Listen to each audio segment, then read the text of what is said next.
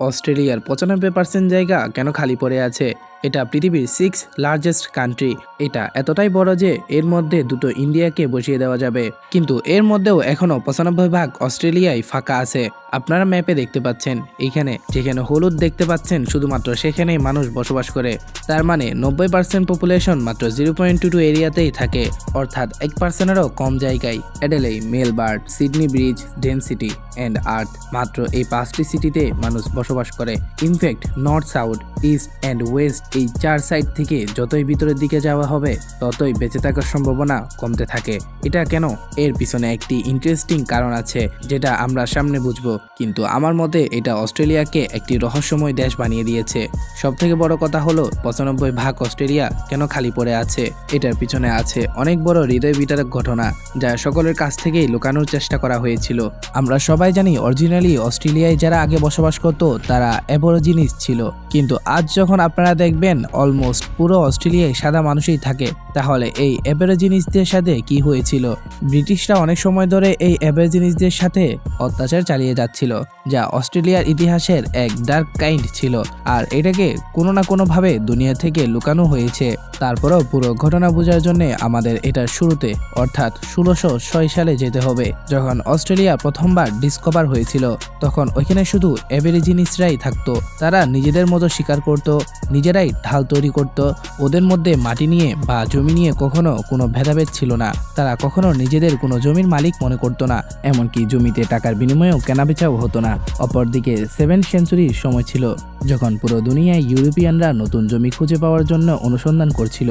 ২৬ জানুয়ারি ১৭৮৮ সালে কিছু ব্রিটিশ খুঁজতে খুঁজতে ভুটানি বেয়েতে ল্যান্ড করে, আর তারা জানতে পারে সেখানে কেউ নিজেকে জমির মালিক বলে দাবি করে না। এটাকে তাদের কাছে অনেক বড় অপরচুনিটি মনে হয়। এমনকি তারা নতুন করে খুঁজে পাওয়া সেই ল্যান্ডটিকে একটি নতুন নামও দিয়েছিল, যেটি ছিল টেরা নুলিয়াস, মানে এমন একটি রাজ্য যেখানে কোনো রাজাই নেই। তাদের একটাই উদ্দেশ্য ছিল অস্ট্রেলিয়াকে ব্রিটিশদের একটি জেনারেল কলোনি হিসেবে তৈরি করা। জেনারেল কলোনি আসলে এমন একটি জায়গা যেখানে সরকার মানুষকে সাজা ভোগ করতে পাঠায় এবং তাদের দিয়ে কাজ করানো হতো। ১৭৮৮ সাল থেকে ১৮৬৮ সালের মধ্যে ব্রিটিশরা ১,৬২,০০০ কনভিক্টস এখানে এনে ছেড়ে দিয়েছিল, কিন্তু ওখানের মানুষরা এটা জানতো না। এমনকি এটাও জানতো না যে ব্রিটিশরা এখানে কলোনি বানাতে এসেছে। তারা জানবে কিভাবে? ব্রিটিশরা তাদের লোভ দেখিয়ে, মায়া দেখিয়ে, সফলতার আশা দেখিয়ে তাদের কাছ থেকে পারমিশন নিয়ে প্রথমে তারা অল্প একটু জমির কথা বলে ওটা দিয়ে কাজ শুরু করে। আসলে ব্রিটিশরা তাদের একটি বেস বানাতে চেয়েছিল। ব্রিটিশদের অস্ট্রেলিয়ায় আসতে দুটি জিনিস হয়েছিল।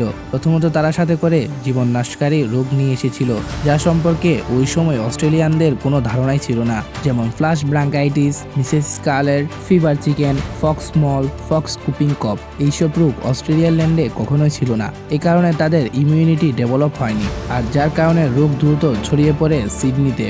৫০% পপুলেশন চিকেন ফক্সের কারণে শেষ হয়ে যায়। সেই সময় একই অবস্থা ছিল পোর্ট ফিলিপেরও। ওখানে বেশিরভাগ পপুলেশন শেষ হয়ে যায় এই একই রোগের কারণে। দিন দিন রোগগুলো মানুষের জীবন নিয়েই চলেছিল, কিন্তু এত কিছু হতে দেখেও ব্রিটিশরা এ সকল জিনিস দেখছিল। তাদের কাছে চিকিৎসা ছিল, তাও তারা দেয়নি। তারা কিন্তু এনেছিল রোগগুলো, তারা সবাইকে মরে যাওয়ার জন্য ছেড়ে দিয়েছিল। শুরুতে তো ব্রিটিশরা শুধু অল্প পরিমাণে জমি নিয়েছিল, কিন্তু আস্তে আস্তে পুরো অস্ট্রেলিয়ার জমি নেওয়ার জন্য তারা ফেন্সিং শুরু করে।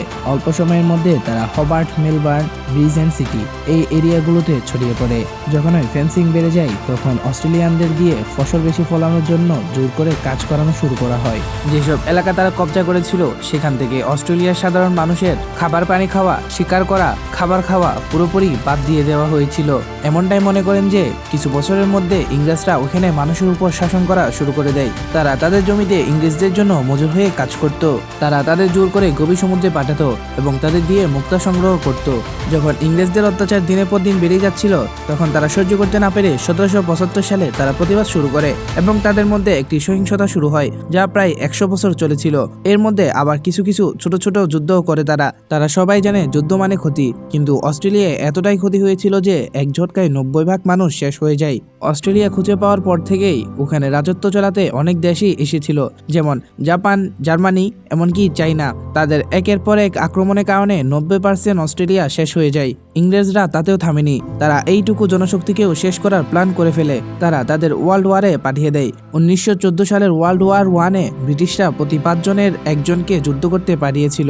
অস্ট্রেলিয়া এবং অস্ট্রেলিয়ান ওয়ার মেমোরিয়ালের মধ্যে 18 থেকে 44 বছর বয়সী 4,16,409 জনকে যুদ্ধের জন্য পাঠিয়েছিল, যার মধ্যে 40% মানুষ ফেরত আসেন। সেই সময় দেশটি জনশূন্য হয়ে পড়ে।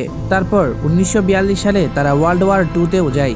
যেহেতু তারা ব্রিটেনের একটি কলোনি হয়ে গিয়েছিল, তাই তারা ব্রিটেনের পক্ষ হয়ে যুদ্ধ করেছিল। এখানেও অনেক অস্ট্রেলিয়ান মারা যায়। অস্ট্রেলিয়াতে অনেক এয়ার অ্যাটাকও হয়।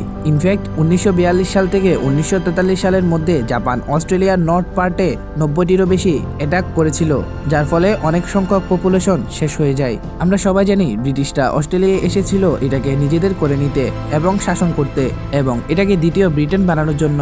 তাই তারা একটি ইমিগ্রেশন রেস্ট্রিকশন অ্যাক্ট 1901 চালু করে, যাকে হোয়াইট অস্ট্রেলিয়ান পলিসিও বলা হয়। এর মানে ওখানে শুধু সাদা মানুষই অগ্রাধিকার পাবে। তাই এখন আমরা দেখি ওখানের অধিকাংশ মানুষই সাদা, মানে 10 লাখ নেটিভ অস্ট্রেলিয়ান। তারপরও বর্তমানে অস্ট্রেলিয়ার মেইন পপুলেশন আর বাকি জায়গাগুলো খালি। এর পিছনে একটি কারণ আছে, যা হলো আবহাওয়া প্রতিকূলতা, যা তাদের দেশে এমন হইচই তৈরি করে, যার ফলে সেখানে টিকে থাকা অনেক কঠিন হয়ে যায়। অস্ট্রেলিয়ার ইউনিক জিওগ্রাফি সম্পর্কে জানি।